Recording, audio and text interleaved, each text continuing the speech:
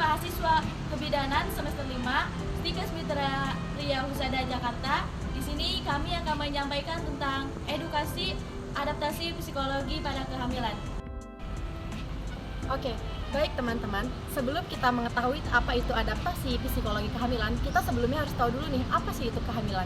Jadi, kehamilan itu merupakan suatu proses alamiah dan fisiologis. Setiap wanita yang telah mengalami menstruasi dan melakukan hubungan seksual dengan seorang pria, sangat besar kemungkinannya untuk terjadi kehamilan. Jadi, kehamilan adalah suatu keadaan yang diawali dengan bertemunya sel sperma dan sel telur atau sel ovum yang kemudian akan membentuk zigot. Dalam proses seterusnya, zigot ini akan berubah menjadi morula, kemudian blastula dan gastrula yang akan melakukan nidasi pada endometrium. Kemudian, hasil dari konsepsi janin atau plasenta ini akan tumbuh dan berkembang sampai aterem atau matang. Masa kehamilan ini dimulai dari konsepsi sampai melahirkan yang lama normalnya yaitu 40 minggu atau 9 bulan 7 hari. Dihitung dari haid pertama, haid terakhir. Baik, di sini saya akan menjelaskan adaptasi psikologis pada trimester pertama. Yang pertama, ibu merasa cemas dan bahagia, di mana ibu merasa khawatir bagaimana nantinya merawat bayinya dan mengasuh bayinya. Kemudian ibu juga merasa bahagia karena ibu merasa sudah menjadi wanita yang sempurna karena sudah hamil. Kemudian yang kedua, ibu memiliki sikap ambivalen, di mana ibu mengalami penolakan terhadap kehamilannya, namun ibu juga merasa senang, bahagia dan sayang kepada bayinya.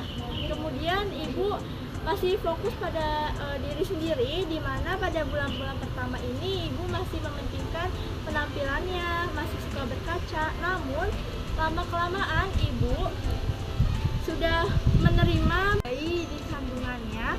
Kemudian yang ketiga, mengalami perubahan seksual pada trimester pertama ini. Ibu pada trimester pertama ini menurun sehingga mengalami perubahan seksual. Kemudian yang terakhir, ibu mengalami perubahan emosional. Perubahan emosional ini menjadi penyebab kekhawatiran terhadap bayinya. Kemudian memiliki kekhawatiran tentang penampilan tubuhnya yang akan berubah sehingga tidak menarik orang lain. Pada trimester kedua ini adalah periode kesehatan atau bebas dari ketidaknyamanan, yang dimana pada fase trimester kedua ini ada dua fase. Yang pertama ada fase pre-quickening dan yang kedua ada fase post-quickening. Yang pertama, fase pre-quickening, yaitu sebelum ada gerakan janin yang dirasakan oleh ibu, yang dimana di sini akan mengetahui sejauh mana hubungan interpersonal dan bentuk pengembangan interaksi sosial dengan bayinya. Fase post-quickening yaitu yang kedua, yang dimana setelah ada gerakan janin yang dirasakan pada ibu. Pada masa ini, ibu akan fokus pada kehamilannya dan mempersiapkan diri untuk menghadapi peran baru sebagai seorang ibu. Jadi, pada trimester ketiga ini terdapat dua adaptasi psikologi. Yang pertama itu ada rasa tidak nyaman dan perubahan emosional. Rasa tidak nyaman ini akibat timbulnya kembali pada trimester ketiga, yaitu karena perasaan tidak nyaman juga berkaitan dengan adanya perasaan sedih karena ibunya akan berpisah dengan janinnya dan juga ibunya akan kehilangan perhatian khususnya terutama dari suami, keluarga, dan tenaga kesehatan. Kemudian yang kedua yaitu perubahan emosional.